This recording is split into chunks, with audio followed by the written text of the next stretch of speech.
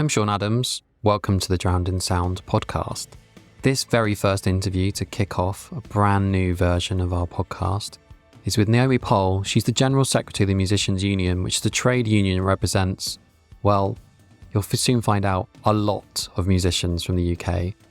This special episode looks at how she is helping musicians with streaming, with fairer pay, and with better working conditions. Let's jump right in. I was looking up all the different things that you're doing, and what's on your plate for this year is both impressive and must be quite daunting. The general gist I got from what the MU does, and I tried to sum it up to someone, is that you push for fairer pay for artists and better conditions. Would that be a decent nutshell summary? Absolutely, yeah. So we're a trade union. So we represent 33,000 musicians working in the UK across all areas of the music business. So from recording studios to orchestras to gigging, touring musicians, songwriters. So yeah, it's a really mixed bag, and we're here to try and get fair pay and conditions for musicians across all of those different areas of work. And we do a lot of campaigning on their behalf as well. And also we provide benefits. So as a member, you get, for example, public liability insurance, legal advice, contract advice. So yeah, I mean, it's a great organisation. I'm very lucky to do the job I do, I think. I think this year alone, the UK's probably learned a lot more about trade unions than it has before. And I think in the US, there's been a lot more of a trade union movement. So I probably don't need to explain what a trade union does. But you said that you represent, is it 33,000 artists? Yeah. I mean, if you look at some of the big unions that are in the news at the moment that represent nurses, for example, you know, they're bigger in terms of membership numbers, but you know, there's much smaller unions than us as well. So I think for the size of union we really punch above our weight. Do you have any data on like how many musicians aren't members in the UK? Because I don't really get a sense of how many people. I know I often see stats about how many people have bought guitars and things, but do you have any knowledge of how many people there are that are not members? We've been talking about this actually because if, you know, obviously one of our objectives is to try and increase membership, and we want, you know, the more musicians we have in membership, the stronger we are as an organisation. It's very difficult to get to the bottom of how many musicians are out there that we could potentially recruit into membership. I mean, I think UK Music produce a report, but they've got probably a wider definition of kind of music makers than we have possibly. But yeah, it could be anything from kind of, well, 80, 90, 100,000. But of course, not all musicians are necessarily active all of the time. So it's, you know, some musicians join us and then they might drop out for a period of time when they're not working. And then they might come back in at a later date. So yeah, it's really difficult to get a figure. So representing those artists, one of your roles is lobbying big organisations and the government. What's the government like to deal with? I can't imagine, from being an outsider, I know there's a very interesting mix of people, and obviously you don't just deal with the governing party, but how is that? Well, basically it's all about relationships. So at the moment, we're a Labour affiliated trade union. Trade unions traditionally are, you know, much more closely aligned with the Labour Party than they are the Conservative Party. So obviously we've got a Conservative government. It's very difficult for us to get any traction with them. So sometimes we work through other organisations, like there's an organisation called UK Music, which is an umbrella body for the whole of the music industry, and they have a closer relationship with the Conservatives. So potentially some of our priorities could be progressed through their relationships. We've got a brilliant relationship with the Labour Party. We're actually quite actively involved in Labour. We're on their executive committee. So we're able to quite easily get across some of our priorities and get their support. But, you know, there's individual MPs across different political parties who we have a relationship with. For example, Esther McVeigh's a Conservative MP who's been instrumental in pushing the streaming issue for us, music streaming royalties. And there's a select committee, which is basically a cross-party group of MPs, which is dedicated to digital culture, media and sport. So that's the select committee that we have a relationship with. And there's MPs who are really passionate about the arts, again, that sit across the different political parties. So, there's MPs we have a great relationship with, we see often. Some MPs we only have a relationship with once in a while when a particular issue crops up. But yeah, it's our job to try and have some influence on behalf of our members. I imagine music might be an easier thing to talk to a lot of politicians about. There must be trade unions for all sorts of things. Like I imagine like farmers, obviously people eat, but it's probably not as easy a topic to kind of engage people on. And I assume the kind of emotional depth and connection people have with music probably helps sometimes. Definitely. At the end of the day, most people like music. So you can sometimes find an in with a politician by finding out which bands they like and taking them to a gig or something like that. I think we should do more of that as an organisation, because obviously we've got access to musicians. So if we run events in Parliament, we usually put on some music. And so at the Conservative Party conference, we had the Brodsky Quartet, so classical music. But when we see the Labour Party, somebody might have somebody who's a bit more grassroots, like rocky, poppy kind of. So, yeah, you want to see what doors you can push with people, really. Well, does that mean on the register of interest at some point I'll see like £14.50 gig at like Brixton Academy or something on someone's register of interest that they were gifted a ticket? Absolutely, yeah. Yeah. Okay, I'm gonna actually actively look for that going forward. Yeah. I mean, sometimes they declare if they're members of the Musicians Union, for example, because obviously they've got a bit of an interest in what we do. In fact, and that's the main thing I wanted to talk to you about today is Kevin Brennan and various other MPs. I like the fact that every time Kevin introduces himself, he has to declare that he's a musician and he's a member of the Musicians Union. And they are working towards making streaming slightly fairer for artists. Obviously, making it much fairer would be probably the better way of phrasing that. But for a long time, there's been discourse online about streaming. I think some people understand better in recent years that when you're paying $9.99 a month or £120 a year, that money isn't going directly to the artist you're listening to. From your point of view, how does what the Musicians Union is asking for from these big multinational corporations, or asking the government to ask these big multinational corporations, how does that differ from what the major labels or the songwriters unions, or like how does it differ? What is it that you really want for musicians, I guess, is the simple version of my question. Well, what we'd like is guaranteed royalties for every musician from music streaming. So if you're a backing musician and you play on a track, you ought to get a royalty. That happens with radio play. So we think that there's a logic that streaming can be used like radio because of playlisting regularly is. So we think there should be a little payment that goes per stream to the session musicians, the backing musicians on the tracks. And would that be for their performance? Because there's like something called a performance royalties, and is that what that would be for? Or would that just be, Yeah, so as a performer, you've got rights in your recorded performance, which generate royalties for you. And that's how a lot of musicians sustain careers over a long period of time, and how they pay their rent is kind of those royalties that trickle through. And if you're a featured artist, again, we think you should get a guaranteed royalty. So some artists, particularly who are signed on contracts before streaming even existed, might be on a really low royalty rate. And the label's not going to revisit that unless they have to. So at the moment, we're trying to get a better package together, agreed by the industry, where we can just guarantee better royalties coming through to artists, whether they're backing musicians or whether they're the featured artists. I saw last year there's a label called, I think they're called Revival Records, where they've got lots of the singers on big dance tracks that got paid like a day rate to go in and record vocal on a track that's become a massive hit.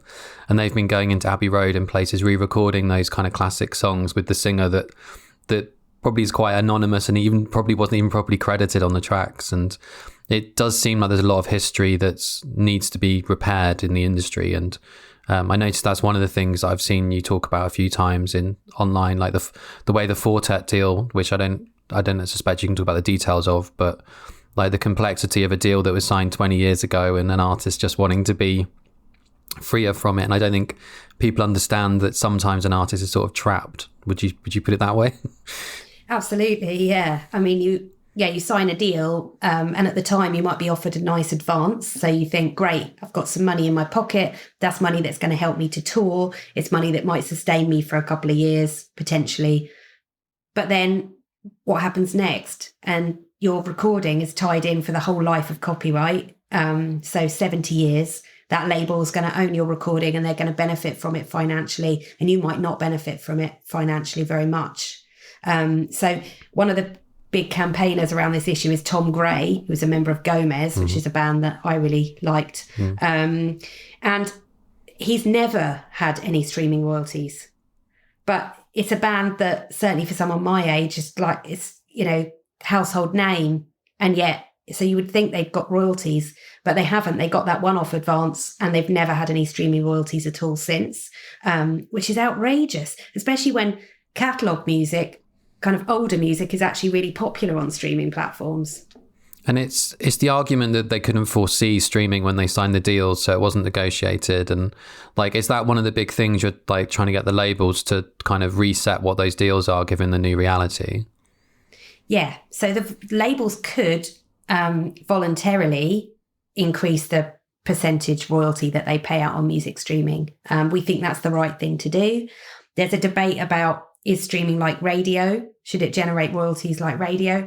Or is it like a sale, which is the way labels treat it at the moment, which conveniently means they can pay quite a low royalty rate.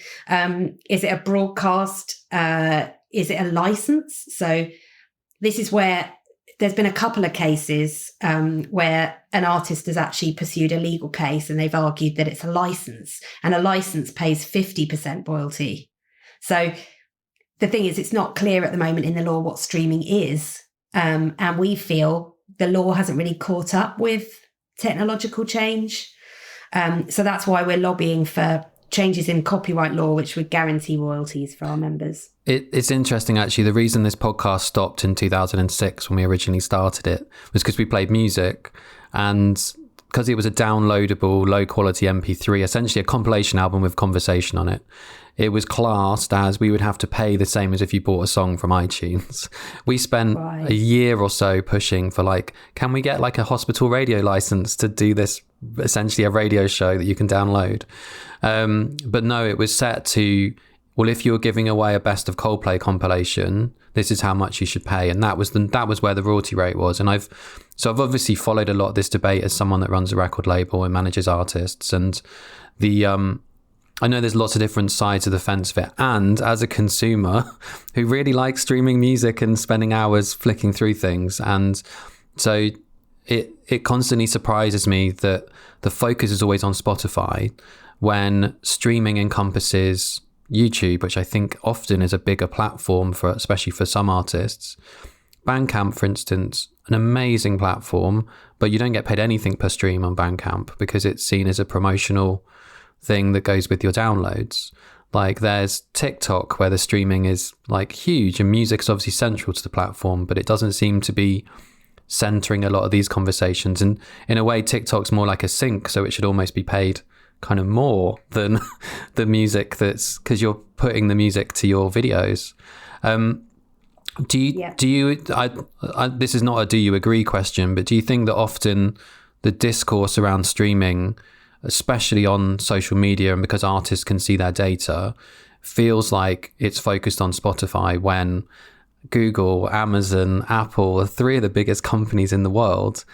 Instagram, we've not even mentioned, and Facebook, where music is streamed and is part of the ecosystem. And that doesn't seem to ever be something that people are as worried about as Spotify. So whereabouts do you see where the focus should be? But obviously, I've just listed so many things and not suggesting it's any one of them. Well, again, I think the conversation needs to catch up with what people are actually doing, how they're listening to music. And I just don't think that's happened. I mean, Spotify, interestingly, they're in quite a tricky position because they are purely music streaming.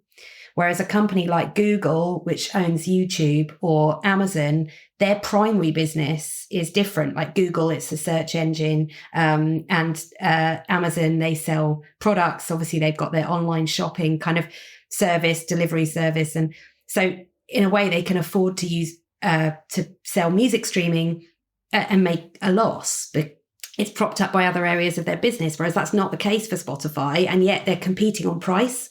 So one of the big issues with music streaming is that the pricing has been static for so long.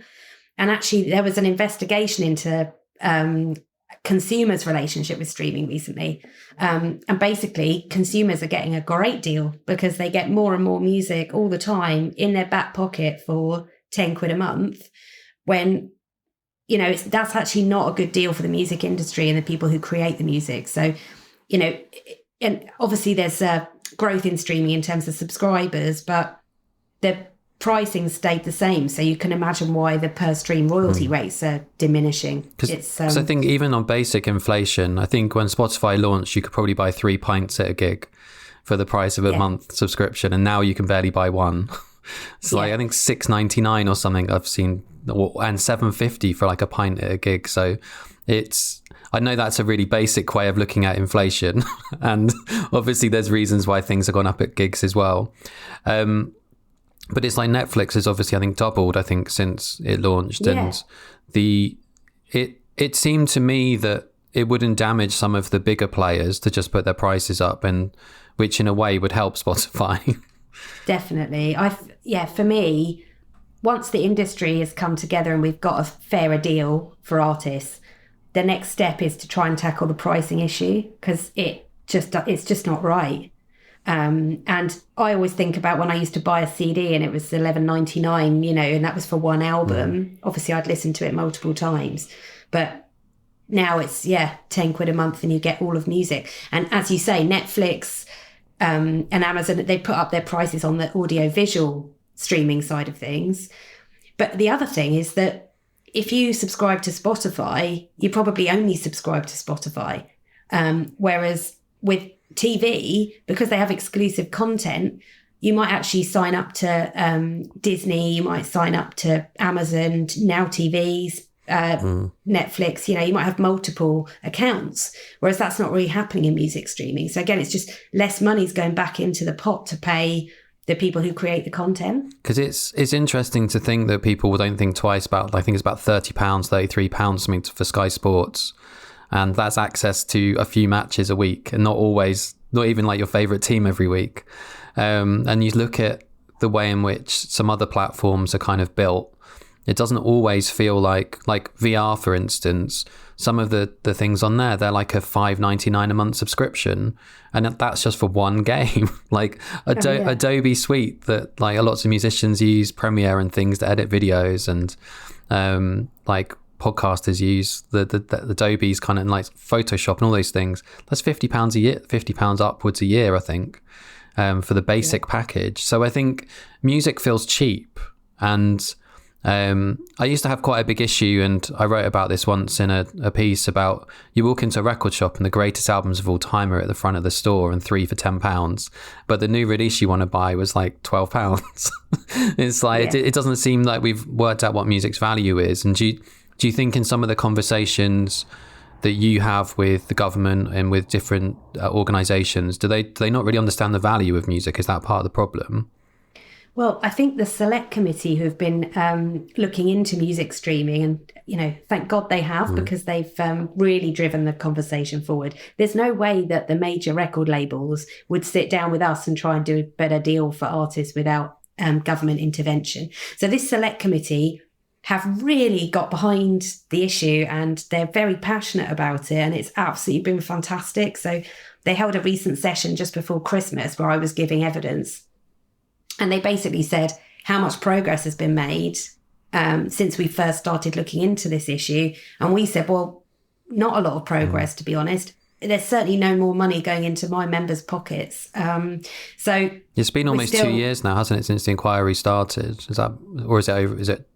Yeah, it has. And, you know, there's been so much kind of talk about it in the press, but there's not been enough conversation going on behind the scenes to actually try and fix the problem. So we're still pushing, and thankfully the government is still pushing as well. And what do you think the government can do to change the way, like obviously lots of these are multinational corporations, and I know that in the US there's this like similar movement to get Congress to push for this as well. And I think it was Elizabeth Warren or someone I think I've seen speaking about it.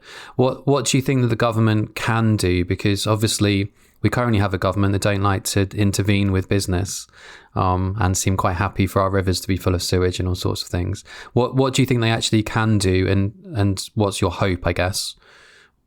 Well, they can change the law. That's what we're asking for. So what they're doing at the moment is saying the industry needs to fix this problem. You should be negotiating. You should come up with a solution by yourselves. But if you don't, we can change the law. So the law, there's actually a right for performers to receive a royalty when the music they performed on is played on the radio. So we're saying we ought to have the same system in place. It should actually be statutory. And then nobody can wriggle out of it, and contracts can't waive that right to get a royalty. Mm-hmm. So, that's the sort of backstop position. If we don't get a deal, then we will keep pushing for the law to change. And whereabouts it sits at the moment, is there similar movements in governments around the world, like other than the US? Like I don't think I've seen much, because obviously there's musicians everywhere. Is it because there aren't unions of musicians everywhere? No, there are unions of musicians everywhere. So last week I went to Norway to meet with the Nordic musicians unions, and they're all having the same debate in their own territories as well. In European territories, in Spain, they've now introduced a guaranteed royalty on music streaming for performers. There's a deal in France. So this is happening. It's being replicated around the world. Unfortunately, there are some territories in Africa, for example, where they've still not got basic rights for some of their musician members. So they might be a bit further behind on this, but they'll get there. It's an international debate. And what will be the next steps with the inquiry? Like, I don't think I've seen a new date come out. Is there like a 6 months, a year? Like, what's the timeline of things going forwards? Yeah, so they've just held this session, as I say, just before Christmas, which was like an update session. They produced another report with some recommendations. We're now having discussions with the industry to try and progress the issue of remuneration. So basically, where's the money? Let's talk about the money. And then I think the select committee are going to convene another meeting in 6 months to see if we've got any further. And obviously you speak up on behalf of musicians, but is it useful for more musicians to speak up? Like, should they be withdrawing their labour? Like, I saw a lot of musicians just pulled their music around the Joe Rogan stuff last year. Is that something which, like, what would you encourage someone to do if they want to help make a difference right now to streaming? Well, absolutely. Like the way that we get the government's attention is by people speaking out. And that's not just musicians, but actually consumers speaking out about it as well and saying, I'm a music lover. I want to see a fair share of the money that I pay going to the artist. That's all really helpful. So one of the most useful things actually is musicians being able to say, this is how much money I make from streaming, because it's always shocking. Yeah. And sometimes, it ranges from nothing to somebody might have 17 million streams and only get 250 quid, So those figures are really useful. So people sharing their own experiences, people can write to their local MP, which helps to put more pressure on the government. That's a really easy thing to do. You can find out who your MP is by just having a Google. Because They Work For You, isn't it, that website? That's right. They Work For You, yeah. So, that's a really simple action you can take to help get some additional pressure, because they have to listen to you if you live in their constituency. So obviously the music industry is being quite financially precarious, not just because of streaming. Obviously live is a bit different to where it was. All sorts of income streams. There's more musicians than ever releasing music, so it's financially more challenging. How do you think that creates an environment where inclusion, diversity and safety is not it's slightly more precarious than it could or should be? Because I know that some of the big campaigns you've been running have been around safer spaces in the industry. Do you think the financial element is a contributing factor to that? It is, yeah.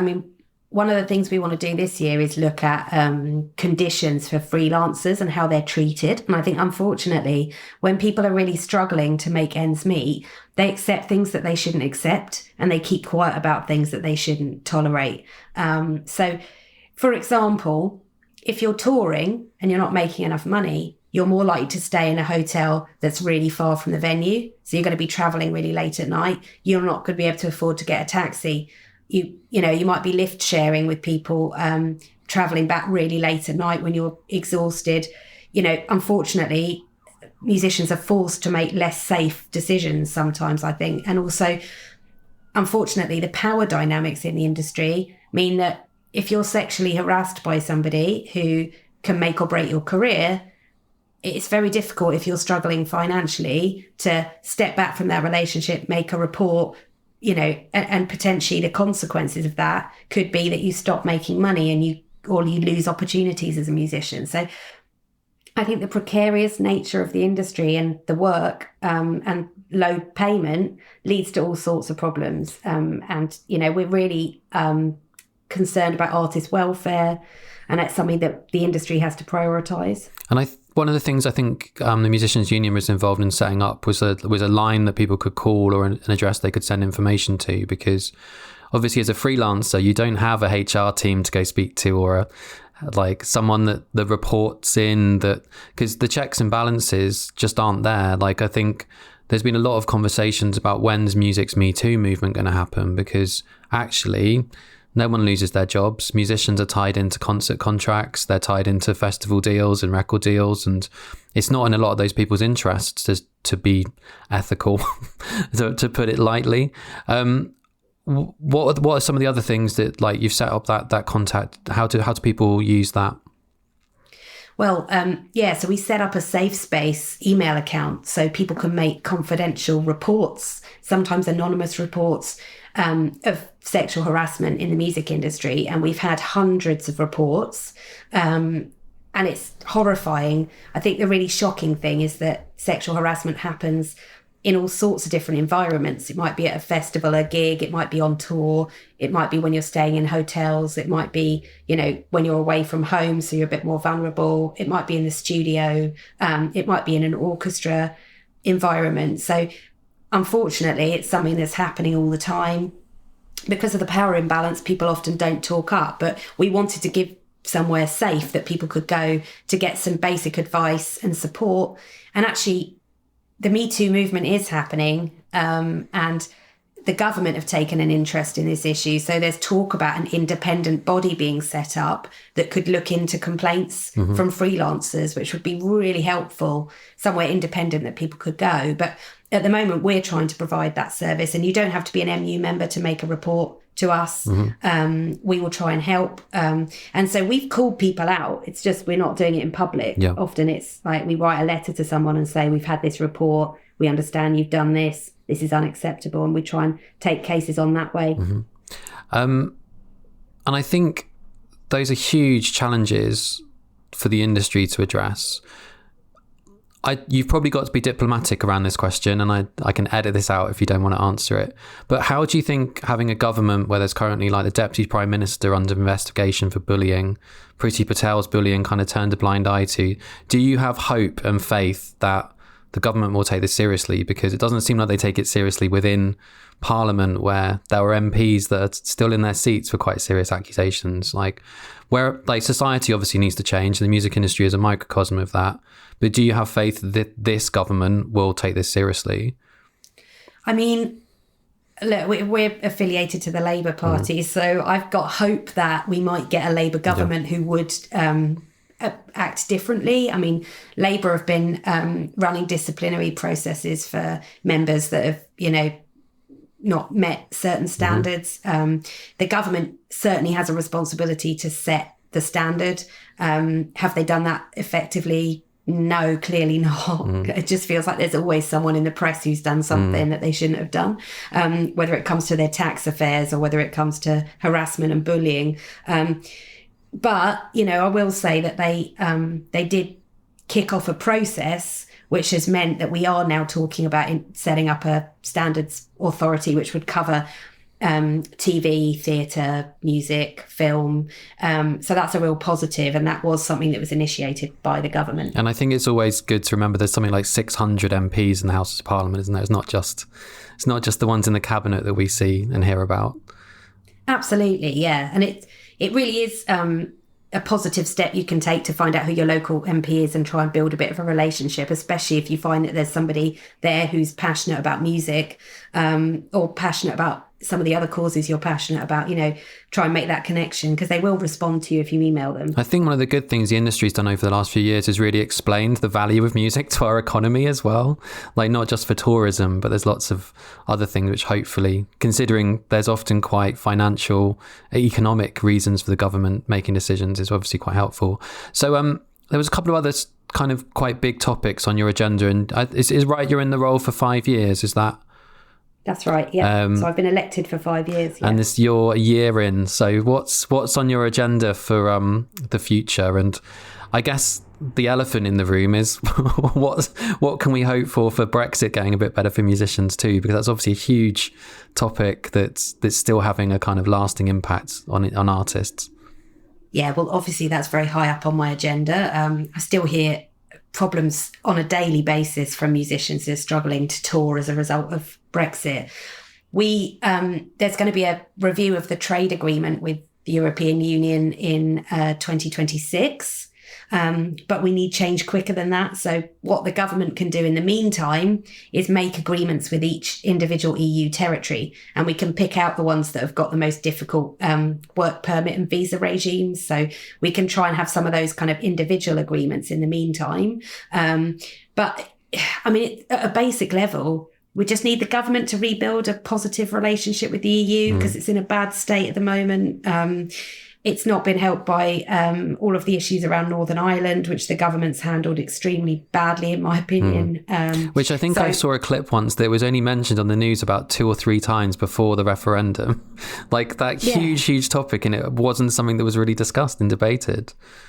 No, and the government are pursuing a hard Brexit at all costs, and it's crazy the number of industries that have been impacted by it. So that's definitely on my agenda. Music education's high up on my agenda, because unfortunately you can see Rishi Sunak has just got this focus on maths. They're really obsessed with the STEM subjects. So it just, at the expense of art subjects. And actually, if you're a kid that's really passionate about music, that might be the subject that gets you through school. That might be the thing that turns into a career for you. So they've got a very limited focus. We've got to change that. Also, there's plenty of maths involved in music. Absolutely. And you find that there is actually quite a link between maths and music. So it can be that music actually benefits some of your the other subjects that you're taking. You might get better results across the board as a result of doing music. So we're very passionate about that. All our members are very passionate about that. You think that people who are into creative accounting would be into the arts, wouldn't you? Yeah, absolutely, yeah.